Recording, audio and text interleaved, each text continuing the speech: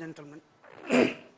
It's a matter of great pleasure and privilege to be here, 2011 International Congress of Telemedicine.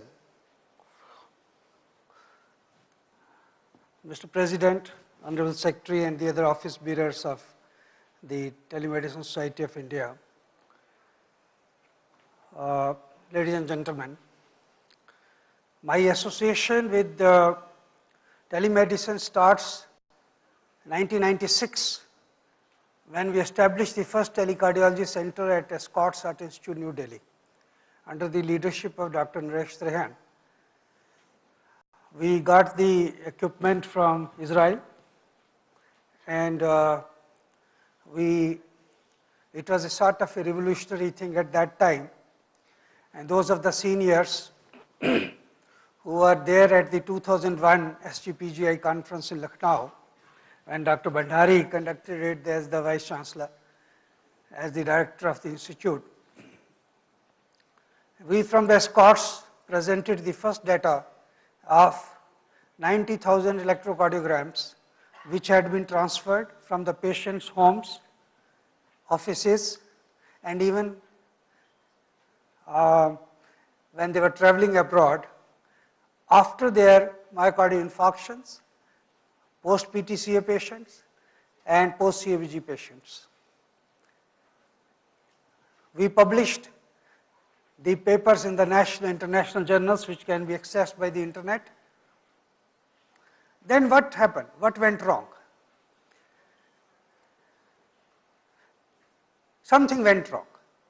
In the 10 years journey, as Dr. Ashwin Naik, the CEO of Vatsalya, whom I don't know personally, whom I never met before, he said in yesterday's afternoon session that he's very much disappointed. I thought he said what I have been thinking throughout while I traveled yesterday from Medical Council of India's headquarters to this hotel. Throughout I was thinking that what went wrong with telemedicine in India. I am known for calling spade a spade. I don't mince words. I do not say nice things. I do not say very comforting things. I have been known in the Medical Council, the Board of Governors, for saying very hard things, for saying tough things. I think time for introspection. Yesterday I was at Delhi airport. At the tarmac, you see the aircrafts which had to take off. There's a roar of the engines. There is a roar, and then the aircraft takes off. The telemedicine not only didn't take off, we didn't see the roar on the runways, we didn't hear that roar. I think under the new leadership, after this very glorious conference, something should be done. That, as Mr. Pilot said, and as the Honorable President mentioned, I heard that the care, the health care must reach the doorstep, and the great ideas should not be left at the level of pilot projects. Pilot projects are great, but they have to be translated into patients' health care. I come here, I spoke this part as part of you, as someone who was involved in telemedicine. Over the time, I'm making a confession, I had to shift back to my interventional cardiology because, sir, Mr. President, with your permission, if I would say, because, sir, I started seeing and noticing the fading of the sheen, the glow, as a cardiologist in my peer group, and they thought, oh, he's a telemedicine guy, pata nahi kya ECG or wo echo transfer karta rehta hai, and he has nothing to do with patient care. And out of all the instincts of human mind, instinct of self-survival is the strongest, and I thought before I washed away from Indian cardiology, I better come back. This is a confession, and I think for the stimulation and the encouragement of the younger generation, sir, we got to do something, that all this, the great things, the great papers, are translated into actual patient care, so that more clinicians, gastroenterologists, cardiologists, surgeons, ophthalmologists, radiologists in the high places, in the big institutions get involved. And now I bring in MCI. Medical Council of India is a regulatory body. Excuse my saying so, I call spade a spade. Unfortunately, it has not been considered something very glorious to be associated with MCI during last few years. There have been so many stigmas, blots, dots, black spots, and we at the MCI, we assure you, with the supersession of the MCI into Board of Governors, will bring back the glory, the transparency and the honesty in the system.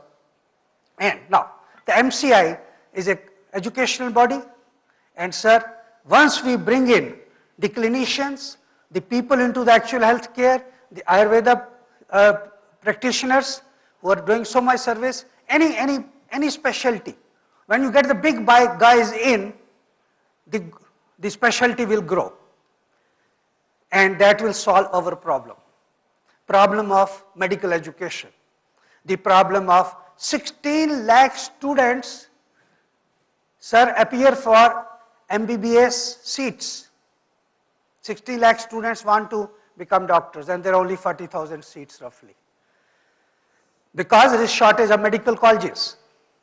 We at the Medical Council have shut down more than a dozen medical colleges. We are not giving recognitions. We are not continuing the recognitions. We are not giving renewals because, sir, the colleges, the biggest problem is they are understaffed. There is nobody to teach. There are no big professors. But now, you, the leaders of telemedicine, give an answer to that. Once the big institutions of the country, the Postgraduate Institute, Chandigarh, All India Institute, CMC Vellore, and all the SGPGI, the colleges in Bengal, the colleges in Maharashtra, Kerala, and once those big teachers are involved, the telemedicine education can be taken to those medical colleges. There can be the grand rounds. We are telling them, look, you don't have professors. How will you teach? And their answer will be, oh, we have the professors. We are taking from the pool of the national resources. And we are providing the education. I think it's a very subtle, at the same time, a very practical thought, the seed of which I leave with the leaders of telemedicine. Please think about it so that we can help the students, and not only from India, from Stanford University, from Harvard, from Texas Art Institute, from Imperial College. We bring in the teachers, and there are grand rounds, and there has been healthcare without barriers we are talking, healthcare without borders. We bring medical education without barriers and without the borders.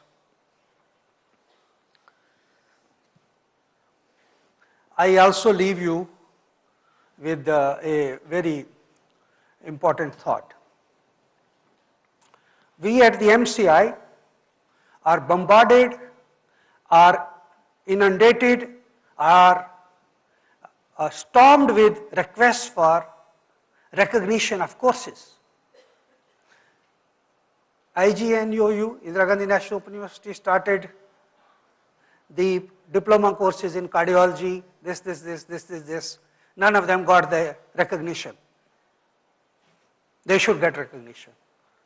But MCI has its own problems in terms of rules and regulations. And I, as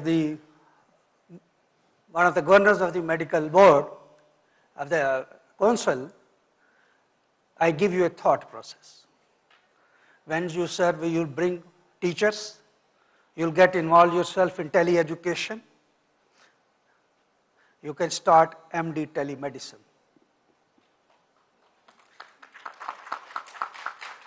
And I, in my personal capacity,